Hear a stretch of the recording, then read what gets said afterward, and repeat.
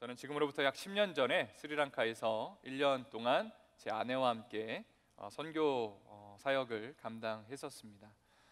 제가 스리랑카라는 나라를 처음 알게 된 계기는 스리랑카를 직접 가기 전에 텔레비전의 한 코미디 프로그램을 통해서였는데요. 당시에 블랑카라는 캐릭터의 그 젊은이가 굉장히 큰 인기를 끌었습니다. 이 블랑카는 한국 사람이었지만 어떤 역할을 했냐면 스리랑카에서 한국에 돈을 벌러온 외국인 노동자 역할을 했습니다. 어떤 유행어를 했는지 기억하시나요? 이런 유행을 했습니다. 사장님 나빠요. 이런 유행어를 했습니다. 왜냐하면 사장님들이 이제 막 월급도 제때 안 주고 막 괴롭히고 이런 일들이 이제 많았기 때문에 외국인 노동자들이 사장님을 향해서 사장님 나빠요. 이런 유행어를 하는 것을 보게 되었습니다. 실제로 제가 스리랑카에 가니까 많은 사람들이 제가 한국 사람이라는 이유로 굉장히 많이 좋아해주고 반겨주는 것을 경험했습니다. 왜냐하면 한국이라는 나라는 제가 생각했던 것보다 훨씬 더 좋은 나라더라고요. 스리랑카에서는 막 잘 사는 나라고, 또 당시에 삼성이나 LG에서 나온 그런 가전제품들, 핸드폰이 굉장히 유행이었기 때문에 많은 사람들이 제가 한국에서 왔다는 이유만으로 굉장히 좋아해주고 또 한국을 부러워하는 것을 보게 되었습니다. 대한민국은 전 세계에서 이례적으로 경제 성장을 이룬 급속한 경제 성장을 이룬 나라입니다.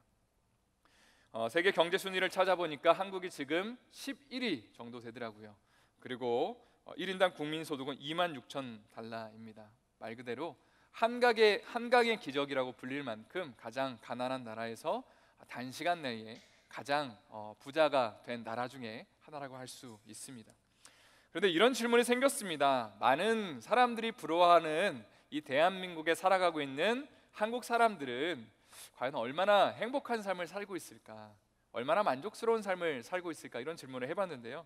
너무나도 쉽게 한국 사람들은 별로 행복하지 않은 것 같다라는 그런 대답을 할 수밖에 없었습니다. 왜냐하면 가끔 가다가 이제 한국 뉴스를 보게 되면 거기서 뭔가 마음을 따뜻하게 하는 그런 소식을 전해 듣는 것보다는 좀 우리의 마음을 우울하게 만들고 또 눈살을 찌푸리게 하는 그런 좀 이상한 소식들, 절망적인 소식들이 뉴스에서 대부분 다뤄지고 있기 때문입니다. 또 한국 사람들이 부자가 됐다고 하는데 정작 많은 사람들이 한국에서 돈 때문에 걱정하고 염려하는 그런 모습들, 또 돈 때문에 다투기도 하고 목숨을 끊는 그런 모습들을 보면서 마치 이런 생각이 들었습니다. 겉으로는 뭔가 화려한 것 같은데, 겉으로는 뭔가 많이 갖춘 것 같은데 속은 비어있는 것 같은 그런 강정과 같은 그런 모습이 바로 대한민국이 아닐까라는 그런 생각을 해보았습니다.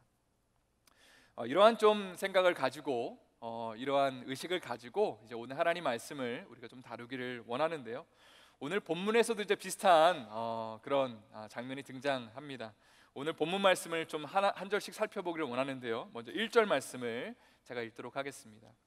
여호와께서 권능으로 내게 임재하시고 그의 영으로 나를 데리고 가서 골짜기 가운데 두셨는데 거기 뼈가 가득하더라. 뼈라는 단어를 쓰시면 되겠습니다. 에스겔은 환상 속에서 하나님이 자신을 어디론가 데리고 가시는 것을 경험하게 됩니다. 그리고 하나님이 나를 어디로 데리고 가시지? 가서 보니까 골짜기에 데리고 가시는데요. 거기에는 뼈들이 있었습니다. 이 뼈들의 특징을 2절은 다음과 같이 말합니다. 나를 그 뼈 사방으로 지나가게 하시기로 본즉 그 골짜기 지면에 뼈가 심이 많고 아주 말랐더라.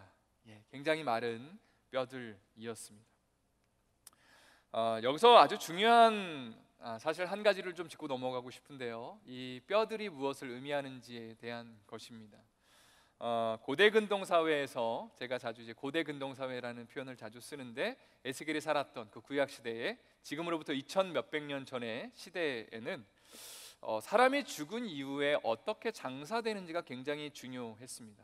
보통은 정상적으로 죽는다면 이 사람이 무덤에 제대로 이제 장사가 돼야 되는 것이 정상적인 루트였습니다. 그리고 이게 왜 중요했냐면 무덤에 장사가 돼야지 그게 죽음 이후의 세계에도 잘 이렇게 연결될 수 있다고 믿었기 때문입니다. 그러니까 내가 죽어서 만약에 무덤에 묻히지 않고 만약에 길거리에 이렇게 내버려 두게 되면 이제 뭔가 내가 죽음 이후에 사후 세계에 뭔가 이제 큰 문제가 발생을 한다고 당시의 사람들은 생각을 했다는 것입니다. 그런데 간혹 가다가 사회에서 큰 죄를 졌거나 아니면 극심한 가난 가운데 시달렸거나 어쨌든 인정받지 못한 사람들이 죽음을 맞이하게 되면 당연스럽게 무덤에 묻히는 것이 아니고 그냥 산 같은 곳에 이 시체가 버려지게 되었습니다. 자연스럽게 까마귀나 들짐승들이 와서 이 시체를 뜯어먹고 이 피를 핥아먹게 되겠죠. 그리고 마른 뼈만 남게 될 것입니다. 그런데 지금 에스겔이 그렇다면 이 골짜기에서 뼈들이 쌓여 있는 것을 본다면 그럼 이 뼈들이 어떤 죽음을 맞이한 사람들의 뼈라는 얘기냐면 바로 비참한 죽음을 맞이한 사람들의 뼈라는 얘기가 되겠죠. 정상적인 죽음을 맞이한 사람들이 아니라 뭔가 사회적으로 인정받지 못하고 뭔가 사람들에게 비난받을 수밖에 없는 그런 상황 가운데 죽은 사람들이 바로 이제 이렇게 묻혀져 있는, 그냥 이렇게 널브러져 있는 것이 바로 이 뼈들이 상징하는 것입니다. 근데 에스겔의 환상 속에서 지금 이제 이 뼈들을 보고 있는데 하나님이 그에게 이제 다음과 같은 질문을 하십니다. 3절 말씀을 우리 한번 다 같이 한 목소리로 읽었으면 좋겠습니다. 3절 말씀을 읽겠습니다. 시작. 그가 내게 이르시되 인자야 이 뼈들이 능히 살 수 있겠느냐 하시기로 내가 대답하되 주 여호와여 주께서 아시나이다. 주님이 아신다고 그렇게 대답을 했습니다.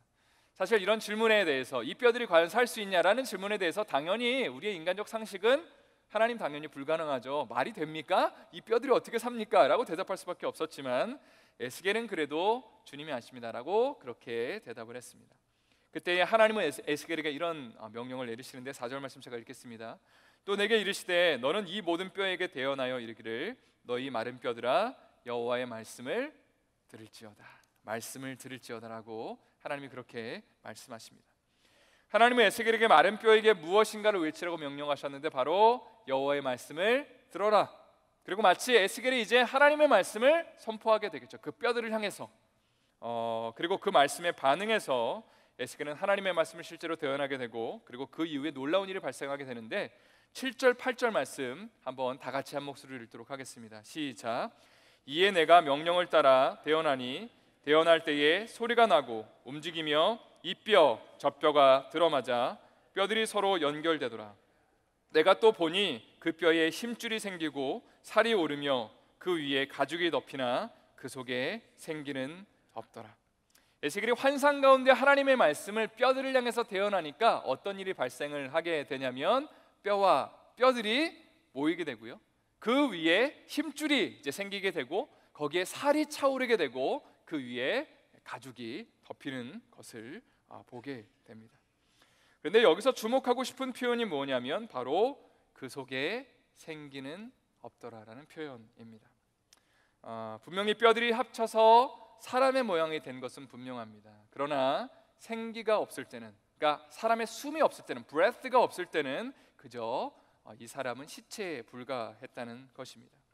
이때 하나님이 다음과 같이 말씀하십니다. 9절 10절인데요. 제가 읽겠습니다. 또 내게 이르시되 인자여 너는 생기를 향하여 대언하라. 생기에게 대언하여 이르기를 주 여호와께서 이같이 말씀하시기를 생기야 사방에서부터 와서 이 죽음을 당한 자에게 불어서 살아나게 하라 하셨다 하라. 이에 내가 그 명령대로 대언하였더니 생기가 그들에게 들어가매 그들이 곧 살아나서 일어나 서는데 극히 큰 군대더라. 하나님은 에스겔에게 생기를 향해 대언하라고 말씀하십니다. 그리고 그때 놀랍게도 하나님의 생기가 그 시체 안에 들어가게 되니까 그 시체가 이제 사람이 되어서 하나님의 지극히 큰 군대가 되었다라고 오늘 본문은 묘사하고 있습니다. 여기까지 오늘 본문의 내용인데요. 이 본문을 통해서 우리가 함께 배울 수 있는 교훈을 몇 가지 정도 함께 나누기를 원합니다. 첫 번째는 성령의 임재를 사모하라라는 말씀을 나누고 싶습니다. 성령의 임재를 사모하라. 저는 먼저 이런 질문을 성도님들에게 드리고 싶습니다. 에스겔이 환상 속에서 본 뼈들은 누구를 직접적으로 가리키는지 혹시 아십니까? 하나님이 에스겔에게 그런 뼈들의 모습을 보여주시면서 야, 이 뼈들이 누구야? 라고 말씀하셨는지 아십니까? 11절에 보면 이렇게 돼 있습니다. 또 내게 이르시되 인자야 이 뼈들은 누구냐면 이스라엘 온 족속이라. 그들이 이르기를 우리의 뼈들이 말랐고 우리의 소망이 없어졌으니 우리는 다 멸절되었다 하느니라. 여기 보면 에스겔이 환상에서 본 그 뼈들은 이스라엘 백성들을 상징하고요. 그리고 그들은 스스로 자신들을 향해서 뭐라고 얘기하냐면 우리는 이제 소망이 없고 희망이 없고 멸절되었다, 망했다라고 자기 자신들을 향해서 그렇게 규정하고 있습니다. 그런데 여기서 뼈가 말랐다라는 표현이 나오는데 이것은 조금 전에 죽은 게 아니라는 의미가 되겠죠. 조금 전에 죽은 시체의 모습이 아니라 죽은 지 오래됐기 때문에 모든 이제 그 뼈에 살이 없어졌고 그리고 오랜 시간이 지났기 때문에 뼈만 남았다라는 그런 표현이 될 수 있습니다. 실제로 이스라엘 백성들은 포로로 잡혀온 지 20년이 넘는 시점이고요. 성전이 무너진 지도 10년이 넘어가는 그런 시점이었습니다. 그러니까 희망이라고는 절대로 찾아볼 수 없는, 그저 죽은 지 너무나 오래돼서 살 가능성이 전혀 없는 마른 뼈라고 그렇게 그들은 자신을 생각했다는 것입니다. 그런데 우리가 이런 마른 뼈라고 스스로를 생각할 때에 하나님을 향해서 만약에 꿈꿀 수 있다면 우리는 이런 것을 꿈꿀 것 같습니다. 에스겔이 환상에서 본 것처럼 뼈들이 합쳐지고 정말 하나님의 기적이 일어나서 살이 차오르고 그리고 거기에 가죽이 덮이는 것을 우리는 아마도 꿈꾸게 될 것입니다. 실제로 이스라엘 백성들도 그들이 소망하고 꿈꿨던 것은 얼른 포로의 땅에서 벗어나서 가나안 땅으로 돌아가는 것, 그리고 거기서 성전을 재건하는 것, 그들이 생각하는 회복의 모습이 바로 그런 것이었습니다. 그리고 그거면 충분하다고 그들은 생각했습니다. 그리고 지금 에스겔이 보는 환상에서도 이런 일이 벌어지고 있죠. 실제로 뼈와 뼈들이 모이고 그리고 그 인대가 거기서 합쳐지고 그리고 살이 차오르면서 가죽이 덮이는 그런 모습을 보게 됩니다. 근데 여기서 중요한 게 무엇이냐면 참 중요한 요점이 뭐냐면 그것만으로는 온전한 사람이 될 수 없었다는 사실입니다. 왜냐하면 하나님의 생기가 없이는 그저 시체에 불과했기 때문입니다. 창세기 2장에 보면 이런 말씀이 있습니다. 여호와 하나님이 땅의 흙으로 사람을 지으시고 생기를 그 코에 불어넣으시니 사람이 생명이 되니라. 하나님이 인간을 만드실 때 처음에 뭘로 만드셨냐면 흙으로 만드셨다고 얘기를 합니다. 이 흙은 인간이 가지고 있는 한계성, 유한성을 의미합니다. 이 흙은 영원하지 않은 것입니다. 이 흙으로 만든 인간은 그러므로 생기가 없는 한 그저 아무것도 할 수 없는 시체에 불과하다는 것입니다. 그런데 바로 이 시체에 하나님의 숨, 하나님의 브레스가 후 하고 불어지니까 성경은 뭐라고 얘기하냐면 생명이 되었다. 리빙 빙, 살아있는 존재, 걸어다니면서 대화할 수 있는, 그리고 인격적으로 사고할 수 있는 그런 존재가 되었다고 성경은 이야기합니다. 예수님은 부활하신 후에 제자들에게도 똑같은 비슷한 말씀을 하셨습니다. 요한복음 20장 22절 말씀인데요, 이 말씀을 하시고 그들을 향하사 숨을 내쉬며 이르시되 성령을 받으라. 숨을 내쉬는 그 모습이 마치 하나님이 흙을 향해서, 흙으로 빚어진 인간을 향해서 생기를 불어넣으시는 장면과 굉장히 흡사한 것을 우리는 볼 수 있습니다. 성령을 받기 전에 제자들은 그저 시체에 불과한 존재들이었습니다. 예수님을 알고 있었고 믿고 있었지만 정작 그분을 어떻게 따라야 할지는 몰랐던 사람들입니다. 그러니까 예수님이 십자가에 못 박히시니까 이들은 예수님을 부인하고 도망가 버렸다는 것이죠. 그런데 이들에게 주님이 찾아오셔서 뭐라고 말씀하시면 숨을 내쉬면서, 숨을 불어넣어 주시면서, 마치 시체를 향해서 주님이 숨을 불어넣으시는 것처럼 숨을 내쉬시면서 성령을 받아라라고 주님 말씀하셨다는 거죠. 그리고 그 속에서 제자들은 세상을 뒤엎을 만한 그런 놀라운 역사를 일으킬 수 있는 주님의 군사가 될 수 있었다는 사실입니다. 여러분, 그렇다면 이 말씀을 우리의 삶에 적용해 본다면 어떨까 한번 질문을 하고 싶습니다. 우리 예수님 믿는 사람들은 이미 성령을 받았습니다. 예수님을 믿고 고백하는 것 자체로 인해서 우리 안에는 이미 성령님께서 임재하고 계십니다. 그런데 중요한 것은 우리가 이 성령님을 의지해서 살고 있느냐, 이 성령님의 영향력 하에서 성령의 충만함으로 살아가고 있냐, 아니면 내 힘으로, 내 능력으로 살아가고 있냐의 그런 질문을 던지고 싶은 것이죠. 19세기 미국에서 수백만 명의 영혼을 하나님께로 인도했던 D.L. 무디라는 사람이 있습니다. 무디는 어린 시절의 교육의 혜택을 거의 받지 못했던 사람이었는데요, 어느 날 주일학교 선생님을 통해서, 전도를 통해서 예수님을 영접하게 되었습니다. 그리고 은혜를 너무 많이 받은 나머지 이제 평신도로서 복음을 전하는 복음 전도가가 되었습니다. 그런데 보통 이렇게 열정적으로 이렇게 설교를 하고 나면은 보통 목사님들한테 성도님들이 예의상의로라도 정말 은혜 받았습니다, 너무 좋았네요, 이런 이제 얘기를 할 수 있잖아요. 그런데 D.L. 무디가 설교를 하고 나면은 그런 얘기를 하는 사람은 한 명도 없었고 그저 내가 당신을 위해서 더 기도하겠습니다라는 얘기만 했다는 거예요. 그러니까 이제 설교자로서 얼마나 좀 마음에 좀 이렇게 낙심이 됐을까요? 정말 최선을 다해서 열정적으로 설교를 하는데 정말 은혜 받았다는 얘기는 하나도 안 하고 기도하겠습니다, 예, 힘내십시오, 기도하겠습니다, 이런 얘기만 했다는 거죠. 그래서 어느 날 D.L. 무디가 하루는 너무 화가 나서 그 얘기를 하는 성도님에게 물었답니다. 아니 도대체 왜 계속 그런 얘기만 하십니까?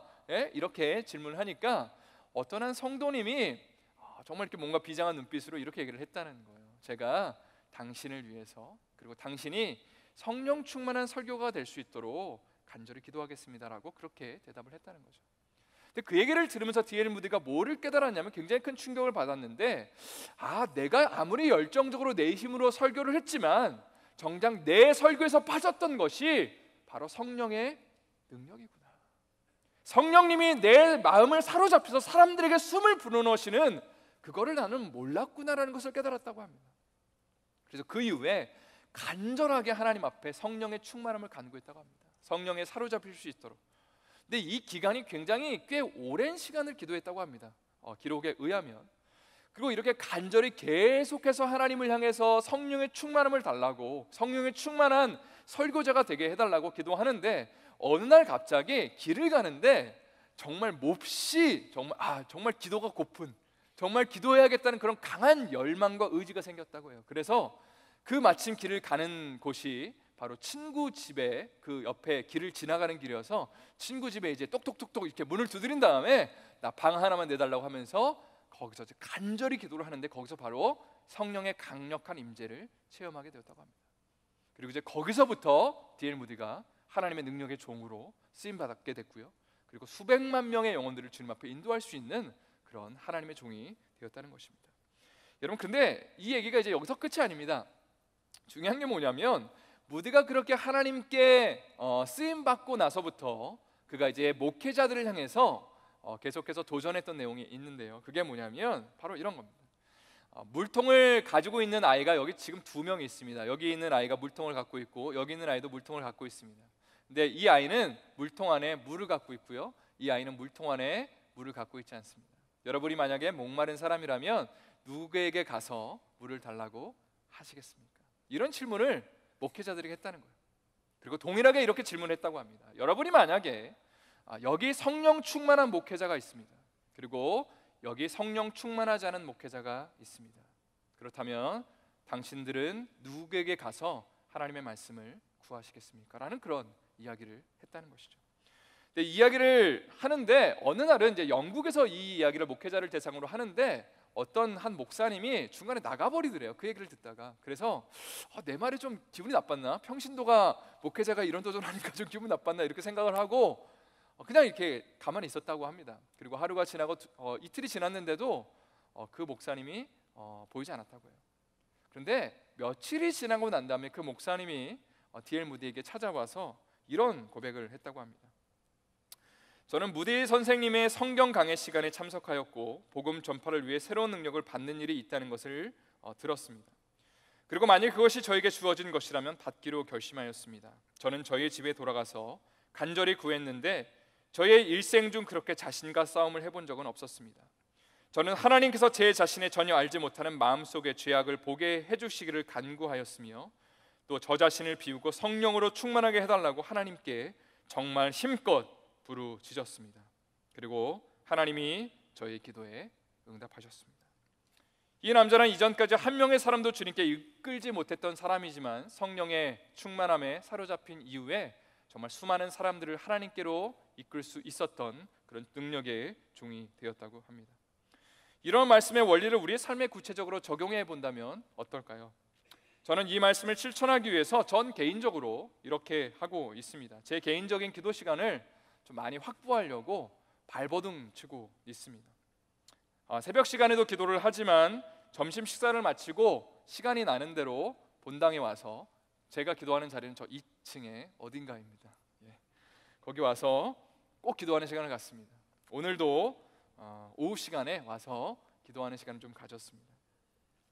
그런데 참 신기한 게 무엇이냐면 처음에 10분이나 15분 정도는 기도가 잘 안 돼요. 딴 생각이 들고요. 그냥 마음이 뭔가 냉랭하고 별로 하나님이 역사하실 것 같은 생각이 별로 들지 않습니다. 그런데 시간이 지날수록 어떤 걸 느끼냐면 하나님의 영이 제 마음을 사로잡는 것을 경험하게 됩니다. 갑자기 냉랭했던 가슴이 하나님이 주시는 확신과 충만함으로 바뀌는 것을 경험하게 됩니다. 제가 인간적으로 했던 여러 가지 걱정과 근심들, 염려들이 하나님의 마음으로, 하나님의 생각으로 이렇게 점점점 변화되는 것을 느끼게 됩니다. 그래서 기도하고 나면 어떤 마음이 드냐면 정말 더 이상 두려울 게 없는 사람처럼 그렇게 예배당을 나가게 됩니다. 정말 신기합니다. 내가 기도하기 전에는 근심을 가지고 왔었는데, 두려움과 염려를 가지고 왔었는데, 기도하고 나니까 하나님의 영이 나를 만져주기 시작하니까 내가 아무것도 두려워할 것 없는 사람으로, 하나님이 정말 일하실 것 같이 그렇게 내가 확신에 차 있는 사람으로 내 마음이 변해 있다는 것이죠. 그리고 그런 마음을 가지고 또 사역을 감당하고 있습니다. 여러분의 삶은 어떤지 한번 제가 여쭤보고 싶습니다. 정기적인 예배를 통해 혹은 새벽의 기도 시간을 통해 또 말씀을 읽는 시간을 통해 하나님의 영이 여러분을 사로잡는 경험을 하고 있는지 돌아보시기를 바랍니다. 마음이 조금 복잡하고 힘들더라도 내가 기도하고 나면, 내가 하나님 앞에 간절히 기도하고 나면 하나님의 영이 나에게 숨을 불어넣어 주셔서 내 마음이 주님의 영으로 나는 얼마나 채워지고 있는지, 아니면 그냥 조금 기도하다가 은혜되지 않는 것 같으면 그냥 어쩔 수 없다라고 그냥 그 자리를 떠나고 계신지 한번 돌아보시기를 바랍니다. 두 번째로 나누고 싶은 것은 무엇이냐면, 오늘의 말씀을 통한 교훈은 말씀의 진리를 삶의 현장에서 직접 경험하라라는 것입니다. 이게 무엇이냐면, 그냥 이론적으로 하나님의 살아계심을 우리가 알 수 있고 고백할 수 있지만, 그러나 실제로 그것을 삶의 현장에서 경험하고 나의 하나님으로 그 하나님의 역사를 내가 경험하는 것은 결코 쉬운 일이 아니라는 것입니다. 하나님께서 에스겔에게 마른 뼈를 향해서 하나님의 말씀을 대언하라고 말씀하시는 장면을 조금 더 살펴보기를 원합니다. 하나님은 에스겔에게 이렇게 물으십니다. 37장 3절에 보면 이렇게 되어 있습니다. 그가 내게 이르시되 인자야, 이 뼈들이 능히 살 수 있겠느냐 하시기로, 내가 대답하되 주 여호와여 주께서 아시나이다 라고 그는 대답했습니다. 에스겔은 하나님이 능히 그런 능력을 갖고 계심을 알고 있었습니다. 마른 뼈가 살아나게 하실 수 있는 능력이 하나님은 있으시다고 그는 알고 있었습니다. 그리고 실제로 하나님의 말씀을 에스겔이 그 뼈를 향해서 대언할 때에 이 뼈들이 하나님의 군대가 되는 것을 환상 속에서 보게 됩니다. 크리스토퍼 라이트라는 학자는 이 부분을 이렇게 설명을 했습니다. 한번 잘 들어보시면요, 고대 근동 사회에서 죽음의 영역과 생명의 영역을 주관하는 신이 달랐다고 당시에는 믿었다고 합니다. 생명을 주관하는 신이 따로 있고요, 죽음을 주관하는 신이 따로 있습니다. 그러니까 만약에 생명의 영역에 있는 사람들이 죽어버렸어요. 이쪽으로 넘어갔어. 이미 죽어버렸습니다. 그러면 여기 있는 신은 절대로 여기로 넘어간 사람을 살릴 수가 없게 됩니다. 그러니까 서로 이제 이것이 분리되었다라고 당시 사람들은, 보통 사람들은 생각을 했다는 건데요. 그러나 성경은 놀라운 고백을 하고 있는데, 그게 바로 뭐냐면 하나님이 생명과 죽음을 동시에 주관하는 분이라는 고백입니다. 그러니까 죽음도 두려워하지 않을 수 있는 이유가 바로 하나님이 생명과 죽음을 동시에 주관하는 분이기 때문이라는 사실입니다. 신명기 32장 39절에서 하나님은 자신을 이렇게 소개하십니다. 한번 다 같이 한 목소리로 읽었으면 좋겠는데요. 시작. 이제는 나 곧 내가 그인 줄 알라. 나 외에는 신이 없도다. 나는 죽이기도 하며 살리기도 하며 생하게도 하며 낫게도 하나니 내 손에서 능히 빼앗을 자가 없도다. 사무엘서 2장 6절에서 사무엘의 어머니 한나는 이런 하나님의 말씀을 기억하며 다음과 같이 똑같이 고백을 합니다. 제가 읽겠습니다. 여호와는 죽이기도 하시고 살리기도 하시며 스월에 내리기도 하시고 거기에서 올리기도 하시는도다. 이런 고백은요, 한나가 오랫동안 아이를 낳지 못하다가 사무엘을 출산한 이후에 했던 고백입니다. 하나는 하나님을 향해서 사람을 살기도 하시고 죽이기도 하시는 분으로, 그리고 수월에 내리기도 하시고 올라가게 하는 분으로 고백하고 있습니다. 그런데 저는 이 말씀을 묵상을 하면서 이런 한나의 고백이 아이를 낳기 때문에 했던 고백이 아니고 아이를 낳기 이전부터 그녀가 했던 고백이라는 그런 확신이 들었습니다. 사무엘 1장에 보면 한나가 하나님 앞에 나와서 아이를 낳을 수 없는 그 상황 속에서 간절히 성령에 충만해서 기도하는 장면이 나오잖아요. 그죠? 그 어떤 누구도 그녀를 위로할 수 없고 그 남편조차도 그녀를 위로할 수 없는데 그녀가 하나님 앞에 나와서 간절히 기도하는데 그때 과연 어떤 마음이 들었을까라는 생각을 합니다. 마치 하나님의 영이 그를 감동하셔서 하나님이 생명을 살리기도 하시고 죽이기도 하시는 그런 분임을 고백할 수 있게 하지 않으셨을까. 그리고 그런 확신과 고백 속에 실제로 그녀는 아이를 낳을 수 있었다는 것입니다. 이러한 원리를 우리의 삶에 적용해 본다면 어떨까요? 사실 우리의 입술로 하나님이 생명을 주관하는 분으로 고백하는 것은 굉장히 쉽습니다. 그러나 마른 뼈 같은 우리의 현실 앞에서 우리를 살리시는 하나님을 직접 경험하는 것은 결탄코 쉬운 일이 아닙니다. 이것은 에스겔에 있어서도 아주 커다란 과제였습니다. 그는 10년 넘게 계속해서 하나님의 말씀을 꾸준히 이스라엘 백성들에게 선포해 왔습니다. 그러나 사람들은 그의 메시지에 귀 기울이지 않았습니다. 사역자로서 이런 경험을 한다는 것은 굉장히 어려운 경험입니다. 10년 넘게 말씀을 정말 목숨을 걸고 선포했는데 사람들이 나를 거부하고 나를 싫어하고 나를 배척하는 일이 계속 발생한다면 그 목회자로서 얼마나 마음 가운데 상심하는 마음이 컸을까 하는 생각이 듭니다. 그런데 더욱 상황을 어렵게 만드는 것은 뭐냐면 지금 이 순간도 이스라엘 백성들은 하나님의 말씀을 들을 생각이 전혀 없다는 겁니다. 그래서 그 환상 속에서 이스라엘 백성들을 뭘로 묘사했냐면 마른 뼈로 묘사합니다. 마른 뼈에는 들을 귀도 없고 그리고 뭔가 들을 마음도 없는 그냥 뼈밖에 남지 않는 그런 존재로 이스라엘 백성들을 지금 묘사하고 있다는 것입니다. 그렇다면 과연 그 뼈들을 향해서 하나님의 말씀을 이제 에스겔이 받고 난 다음에 하나님 그러시잖아요. 이 뼈들을 향해서 외쳐라. 그러면 과연 이 뼈들을 향해서 에스겔이 순종하는 마음으로 한 번 외친다고 과연 그 뼈들이 일어날 수 있었을까요? 분명히 현실 속에서는 그것은 분명히 불가능한 일이 틀림없었습니다. 왜냐하면 10년 넘게 사람들은 에스겔의 말을 듣지 않았고 무시해왔고 지금도 들을 마음이 없기 때문입니다. 여러분도 혹시 이런 비슷한 경험을 하셨는지 모르겠습니다. 가령 믿지 않는 자녀를 향해서 계속해서 교회 다니라고 믿음을 가져야 된다고 이런 얘기를 하는데 그 자녀가 그런 얘기를 들을 때마다 신경질을 내고 문을 쾅 닫고 나가는 것들이 만약에 10년 넘게 반복된다면 우리는 당연히 그 자녀를 향해서 어쩔 수 없구나, 야 이거 포기하겠다라는 그런 생각을 할 수밖에 없을 것입니다. 저희 어머님 얘기를 좀 하면요, 제가 중고등학교를 다닐 때 한 10년 정도를 굉장히 많이 아프셨습니다. 학교에서 집으로 돌아가면 매일 누워 계셨고요. 그리고 병원에 입원하시는 거를 정말 굉장히 자주 반복하셨습니다. 그런데 이번에 오셔서 하시는 말씀이 뭐냐면 그 아팠던 시절에는 10년 정도의 그 시간이 있는데 지금처럼 이렇게 건강하게 살 거를 상상도 하지 못했다라고 그렇게 어머니 말씀을 하시더라고요. 한 번은 병원에 입원했는데 이런 일들이 계속 반복되니까 너무 힘든 나머지 사단이 그런 음성을 들려주더래요. 어떤 음성을 들려주냐면 너 살아서 뭐하냐, 차라리 죽는 게 더 편하다, 그 편한 곳으로 가라라는 음성이 계속 들리더래요. 그 정도로 계속해서 정말 마음 가운데 낙심이 일고 절망이 일고, 그리고 아무리 하나님 앞에 저희 부모님이 그런 어머니의 건강을 위해서 기도했지만 하나님이 전혀 응답하시지 않은 것 같은 그런 상황이 계속 되었다는 것이죠. 이것이 바로 에스겔의 상황이었다는 것입니다. 그리고 그런 절망 속에서 그런데 하나님은 에스겔에게 뭐라고 말씀하시냐면 이 뼈들을 향해서 나의 말씀을 대언하라. 그 말씀을 대언하니까 그 뼈들이 정말 살아서 하나님의 군대가 되었다는 내용입니다. 저는 이 말씀을 묵상하면서 이러한 환상을 하나님의 에스겔에게 보여주신 이유가 무엇일까라는 그런 생각을 해봤습니다.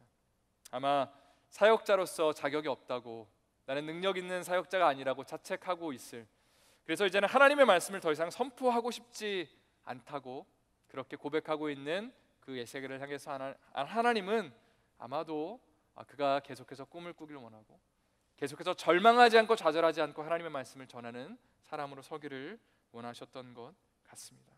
그리고 그를 통해서 하나님의 사람들이 일어날 것을 하나님은 원하셨던 것 같습니다. 제가 신학교를 가고 난 다음에 사역을 시작한 지가 한 10년이 조금 넘었습니다. 그런데 제가 한국에서 이제 고등부 사역을 좀 했었는데요. 이런 좀 비슷한 에스겔과 같은, 물론 에스겔을 따라갈 수 없겠지만 좀 비슷한 그런 경험을 한 것이 있어서 우리 성도님들과 또 함께 나누기를 원합니다. 처음에 교회에 부임했을 때에 이제 고등부 예배를 드리는데 어떤 인상이 들었냐면 아이들이 정말 절대로 나는 여기 와서 정말 변화되지 않을 거라는 그런 확신에 차 있는 모습을 봤습니다. 변화될 거는 확신이 아니고 변화되지 않을 거는 확신에 차 있는 모습을 아이들의 눈빛에서 보았습니다. 아이들이 대부분 다 늦게 예배를 왔고요. 그리고 또 찬양을 하는데 찬양을 하는 애들이 없어요. 그냥 가만히 이렇게 찬양팀이 하는 거를 구경하고 있었고요. 그리고 말씀을 들을 때도 별로 집중하고 있지 않은 것 같았습니다. 그런데 그래도 이제 고등부에 한 젊은 전도사가 왔으니까 그게 전데 얼마나 또 아이들이 기대를 했겠어요. 그래서 제가 또 나름대로 많이 아이들과 시간을 보내고 또 학교에 자주 찾아가서 뭐 떡볶이도 먹고 좋은 시간들을 보내고 또 교회에서 좋은 프로그램도 많이 하고 또 수련회에 가서 또 열심히 기도도 하고 그런 시간들을 좀 보냈습니다. 그리고 당시에 저는 복음이 정말 아이들이 변화시킬 거라는 확신이 있었기 때문에 정말 기회가 되는 대로 예수 그리스도의 복음을 계속해서 선포했고 또 아이들이 그 복음을 받아들이기를 그렇게 강권했습니다. 1년의 정도의 시간이 지났는데요. 그 시간 동안에 제가 섬겼던 부서에는 숫자적으로 어느 정도 약간의 부흥하는 모습이 있었고 또 아이들이 복음을 받아들인다는 고백도 있었습니다. 근데 중요한 게 뭐냐면 제가 기대했던 하나님의 부흥 혹은 그 복음을 통해서 아이들이 정말 완전히 변화되는 그런 모습을 보지는 못했던 것 같습니다. 마치 정말 열심히 했는데 제가 열심히 한 만큼만 변화된 모습, 그게 뭐냐면 마치 에스겔이 그 환상 속에서 그 뼈들이 합쳐지고 살이 붙는 것까지는 봤지만 생기는 없는 것을 본 것처럼 제가 경험했던 것도 마치 그런 것 같습니다. 뭔가 하나님의 역사가 일어나는 것 같지만 생기는 없는 그런 복음으로 인한 생명력은 아직까지 완전히 느껴지지 못하는 그런 모습을 보았습니다. 그때 정말 제가 참 많이 고민을 했습니다. 정말 뭐 열심히 안 한 게 아니고 저의 최선을 다했고 정말 많은 돈을 썼고 아이들을 위해서 그리고 또 예수 그리스도의 복음을 선포했고 열심히, 그런데도 아이들이 온전히 변화되지 않는 모습들을 보면서 도대체 뭐가 문제일까? 도대체 하나님이 내 삶 가운데 뭐를 고백하길 원하실까라는 그런 생각이 들었습니다. 그리고 나서 제가 결단한 게 뭐냐면 새벽 예배를 그때 이제 가게 됐습니다. 저는 뭐 당시에 이제 교육 전도사로 있었기 때문에 새벽 예배를 이렇게 의무적으로 가야 되는 상황이 전혀 아니었습니다. 그런데 내가 그래도 진짜 목숨 걸고 한번 기도해 보자. 왜냐면 저는 이제 새벽에 기도하는 게 목숨과도 같거든요. 근데 이제 그 시간을 하나님 앞에 정말 드려보자라는 그런 마음을 주셔서 새벽에 날마다 기도하기 시작했습니다. 처음에는 어떤 기도를 했냐면 우리 아이들을 살려달라고, 부흥을 달라고 기도했습니다. 그리고 그런 기도를 하고 난 다음에 이제 주일에 가면 말씀을 선포하는데 별로 이렇게 기도의 효과가 없는 것 같아요. 그럼 또 이제 기도하고, 근데 또 이제 주일날 말씀을 선포하면 별로 이렇게 변화가 없는 것 같아요. 처음에는 그런 패턴이 반복이 됐습니다. 그런데 계속 기도하는 가운데 하나님이 어떤 마음을 주시냐면 마치 고등부 아이들이, 학생들이 죽은 것 같은 그런 느낌을 받았습니다. 아이가 죽었다면 엄마가 할 수 있는 일은 이 아이를 병원에 우선적으로 데려가는 일이라는 생각이 들었습니다. 병원에 데려가서 의사한테 살려달라고. 근데 의사가 죽음을, 사망을 선고했습니다. 그때 이 아이의 엄마가 할 수 있는 것은 아무것도 없었습니다. 그런데 정말 한 가지 희망을 갖게 된다면 그게 뭐냐면 이 아이의 엄마가 정말 목숨 걸고 하나님 앞에 기도하면서 기적을 구하지 않을까라는 생각이 들더라고요. 상식적으로는 살아날 수 없지만 하나님의 전지전능을 믿는 엄마라면 이 죽은 아이를 살려달라고 하나님 앞에 간구하지 않을까라는 생각을 했습니다.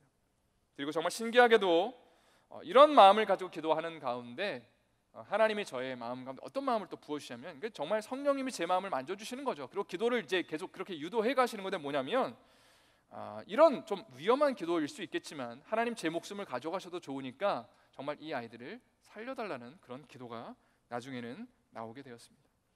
그리고 정말 신기한 게 뭐냐면 이렇게 기도하는 가운데 하나님이 어떤 마음으로 제 마음을 채워주시냐면 정말 죽은 아이가 살아날 거라는 그런 기대감이 생기기 시작하는 거예요.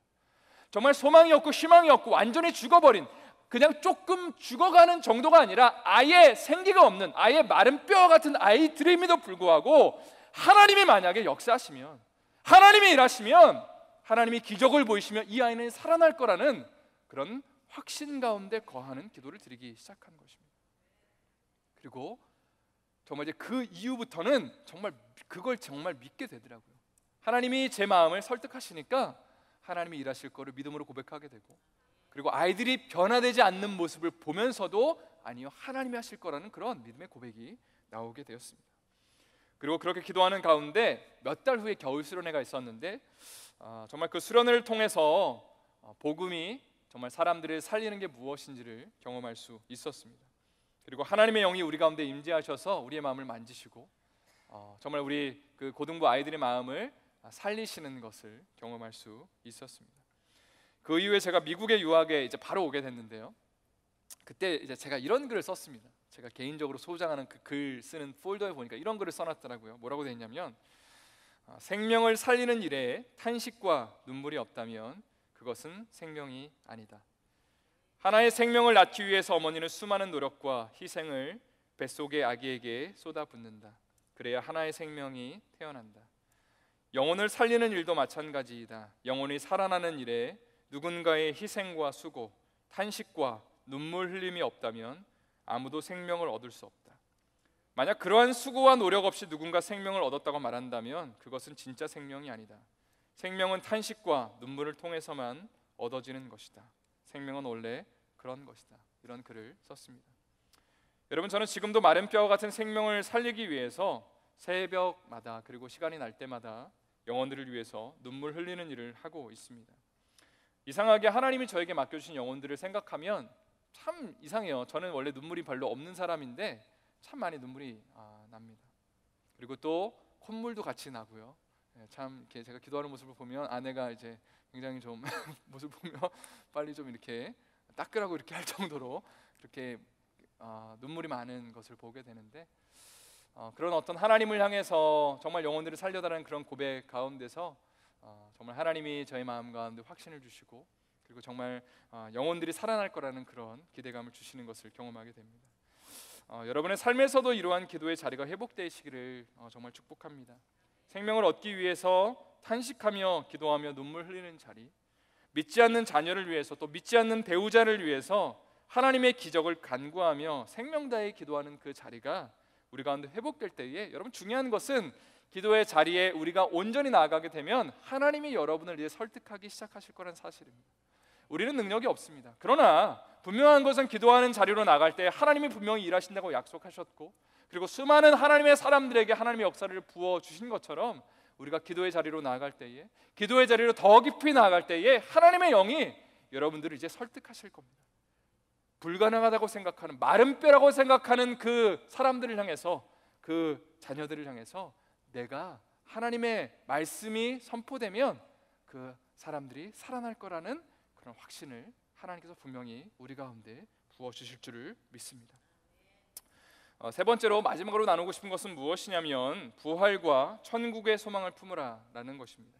부활과 천국의 소망을 품으라. 에스겔이 꿈꾸고 노래했던 것은 결국은 이런 생각이 들었습니다. 바로 부활의 능력이라는 사실입니다. 에스겔이 오늘 본문에서 본 환상은 마른 뼈가 살아나는 것입니다. 이미 얘기한 것처럼 죽은 지 며칠 된 시체가 살아나는 걸 본 게 아니고 아예 죽은 지 몇십 년, 몇백 년이 된 마른 뼈가 살아나는 것을 그는 보았다는 것이죠. 결국 희망이 전혀 없는 현실 속에서 하나님이 마른 뼈를 살리는 것을 그는 보았고 그리고 그것을 믿게 되었습니다. 크리스토퍼 라이트는 이것이 부활의 능력을 믿는 것과 연관된다고 그렇게 이야기를 했습니다. 요한계시록 21장을 보면 사도 요한이 핍박 가운데 밤모섬에 유배되어 갔을 때에 그는 요한계시록을 이제 그 환상을 보고 기록하게 되는데 21장에 보면 그가 봤던 예루살렘 성전의 모습이 등장을 합니다. 이제 천국의 모습이겠죠. 그리고 나서 22장 1절 2절 말씀에 이런 고백을 합니다. 또 그가 수정같이 맑은 생명수의 강을 내게 보이니 하나님과 및 어린 양의 보호자로부터 나와서 길 가운데로 흐르더라. 강 좌우에 생명나무가 있어 12가지 열매를 맺되 달마다 그 열매를 맺고 그 나무 잎사귀들은 만국을 치료하기 위하여 있더라. 여러분, 이 말씀은 우리가 지난주에 살펴본 에스겔 47장의 말씀과 너무나 흡사합니다. 그죠? 에스겔이 포로에 사로잡혀서 갔던 하나님이 보여주셨던 그 환상, 천국의 그 환상과 그리고 밤모섬에 유배에 가서 사도 요한이 봤던 그 환상이 너무나 흡사하다는 거죠. 보좌로부터 물이 나와서 생명수가 나와서 이제 만국으로 흐르고 그 생명수 주변에 나무들이 자라고 그리고 그 나무에 생명나무가 끊이지 않고 맺게 되고 그리고 거기서 잎사귀는 만국을 치료하는 재료가 된다는 그 내용이 에스겔 47장에도 있고 그리고 요한계시록 22장에도 동일하게 기록되고 있다는 사실입니다. 여러분, 지금 에스겔이나 사도 요한은 극심한 환난과 고난 가운데 있습니다. 에스겔은 포로로 사로잡혀 와서 아내를 잃고 외롭고 쓸쓸한 시간을 보내고 있습니다.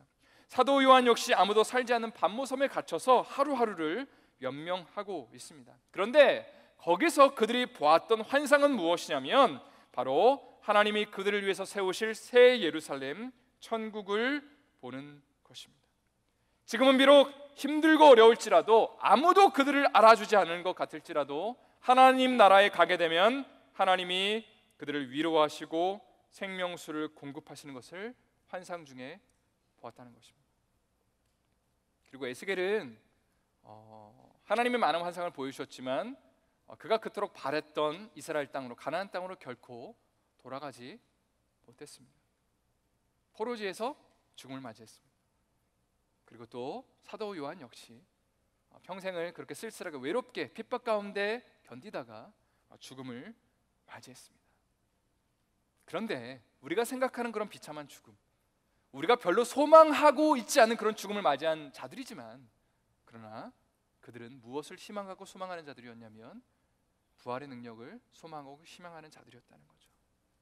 죽으면 끝이 아니라 죽으면 천국이 있고 하나님이 나를 위해서 예비하실 그 성이 있다는 것을 그들은 믿었기 때문에 절망하지 않을 수 있고 그리고 하나님을 향해서 꿈꾸고 노래할 수 있었다는 것입니다. 이제 이번 시리즈를 마무리하면서 이런 도전을 드리고 싶습니다. 제 아내가 저는 참 결혼을 잘한 것 같은데요, 제 아내가 이런 얘기를 자주 합니다. 어떤 얘기를 자주 하냐면 우리 크리스찬들에게 있어서 가장 중요한 비전이 있다면 그것은 이 세상에서 오래 사는 것도 아니고 이 세상에서 잘 나가는 것도 아니고 우리가 얼마나 크게 쓰임 받는 것도 아니고 우리의 유일한 비전이 있다면 그것은 내가 죽어서 천국에 가는 것입니다. 여러분, 우리가 만약에 암에 걸려서 2달 후에 죽는다면 사람들은 그걸 보고 불쌍하다라고 안 됐다라고 말할 것입니다.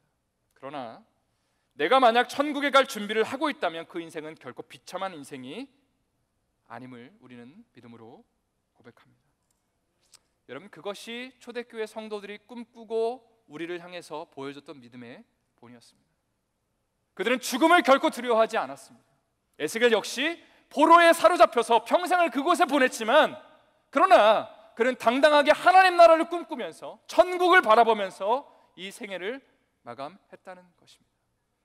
우리가 오늘 이 세상을 살아가면서 궁극적으로 꿈꾸고 바라는 것이 무엇인지를 돌아보기를 원합니다. 이 세상에서 잘 먹고 잘 사는 것이 우리의 소망일 수 없습니다. 무엇인가가 잘 되는 것, 경제적으로 정말 부유해지는 것, 내가 높은 자리에 올라가는 것, 사람들에게 인정받는 것이 물론 중요할 수 있습니다. 그러나 그것이 우리의 궁극적인, 우리의 최종적인 목표가 되어서는 안 됩니다. 우리의 최종적인 목표는 우리가 죽어서 천국에 가는 것입니다. 하나님 나라를 가는 것입니다. 내가 아무리 힘들고 어려워도 그 천국을 소망하며 내가 예수 그리스도를 붙잡으며 신실하게 이 땅을 살다가 믿음을 잃지 않고 살다가 하나님 나라에 가는 것. 그래서 그 천국에 갔을 때 하나님 나라를 위로하시고 하나님 나를 안아주시고 나를 만져주시고 나의 상처와 아픔을 싸매주시고 그리고 내 눈물을 닦아주시는 것을 경험하는 것, 그것이 바로 우리 크리스찬들이 꿈꾸고 노래해야 하는 아주 중요한, 가장 중요한 그리고 유일한 소망이라는 사실입니다. 여러분은 마른 뼈 같은 여러분의 현실 앞에서 무엇을 꿈꾸고 노래하시겠습니까? 천국을 소망하고 바라보는 우리 모두가 되기를 예수님의 이름으로 간절히 축복합니다. 아멘.